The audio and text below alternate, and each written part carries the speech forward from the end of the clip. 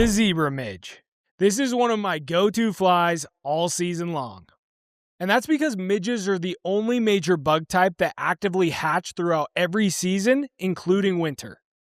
So when you're not quite sure what fly to tie on, it's never a bad choice. And if you're new to fly tying, it is one of the first patterns we recommend learning here at VFC. The materials for this fly are really simple. I've got everything listed here on screen so you can pause if you need to, or if you want the full recipe with sizes and links, we put together a free PDF that you can grab. Scan the QR code here on screen or check out the link in the video description. All right, let's start tying.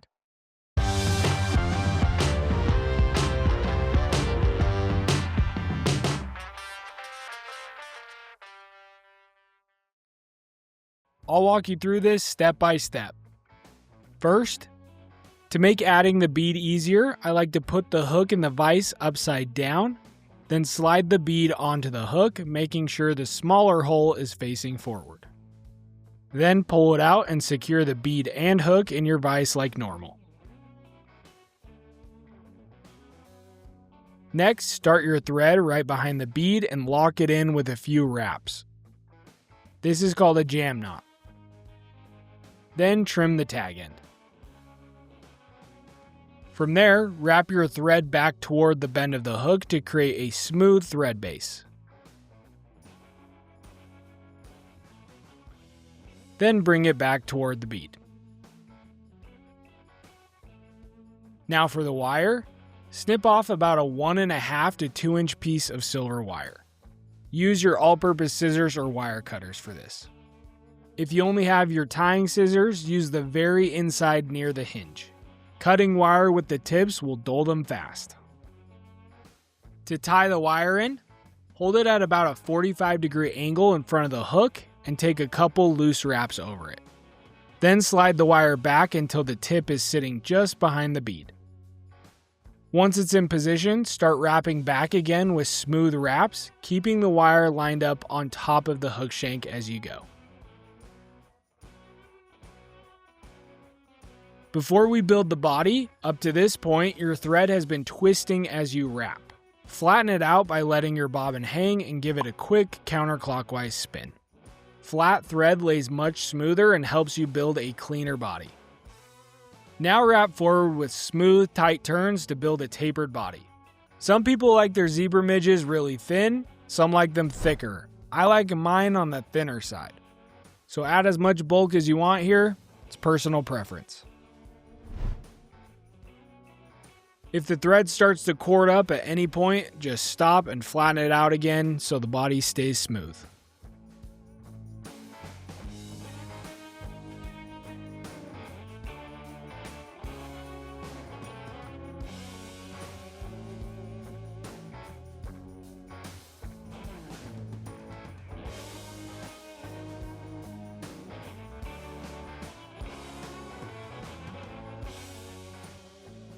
Once you've got the body where you want it, do a quick one-turn whip finish right behind the bead just to lock the thread in place.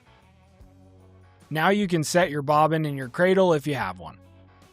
Next, grab the wire and make open, evenly spaced wraps forward toward the bead. If you have a rotary vise, this is a great spot to use it. Rotate the vise as you guide the wire forward to keep those wraps even. If you don't, you can do this step the old-fashioned way by hand.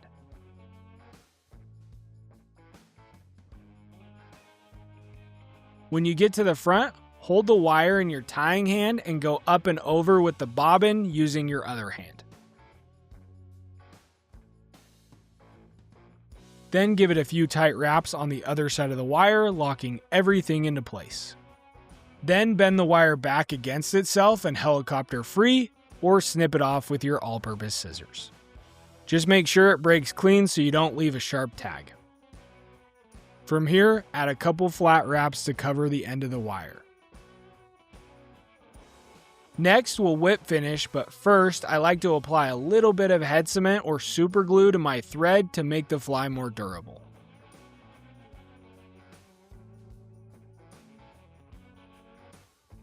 I'll add a couple more wraps Then grab my whip finisher and give it 3 to 4 turns.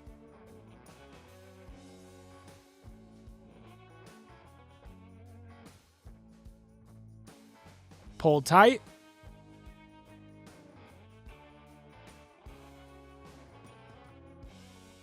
And trim the thread.